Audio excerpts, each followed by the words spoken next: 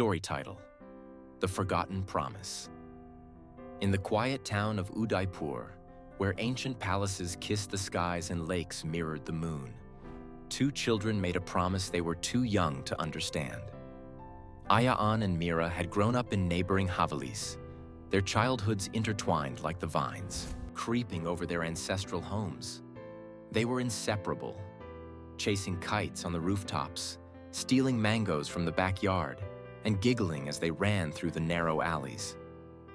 One summer evening, under a banyan tree near the temple, 10-year-old Ayaan grabbed Meera's tiny hand and said, "One day, when we grow up, I'll marry you." Meera, only 8 at the time, giggled. "You promise?" "I promise."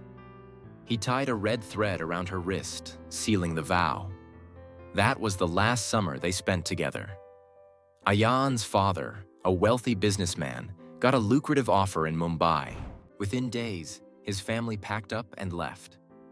Ayaan cried, holding on to the rusted gates of their Haveli, calling out Meera's name, but she never came to say goodbye. Meera, unaware of his departure, had fallen sick that day.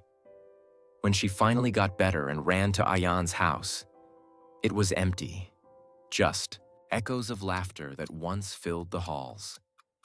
Years passed. Letters remained unwritten. Memories faded.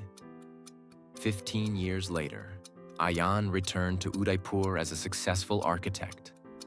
His past was a distant memory, buried beneath the weight of deadlines and ambitions. His mother had arranged for him to meet a girl for marriage, someone from a respected family, someone he would surely approve of. On the evening of the meeting, he walked into the Grand Haveli, his heart indifferent. The girl arrived, draped in a red sari, her face lowered in shyness. But the moment she lifted her eyes, Ayaan froze. It was Meera. She looked different, more graceful, more poised. But her eyes, they were the same eyes that once sparkled under the banyan tree. Meera, too, was stunned. She hadn't heard his name in years, hadn't dared to hope.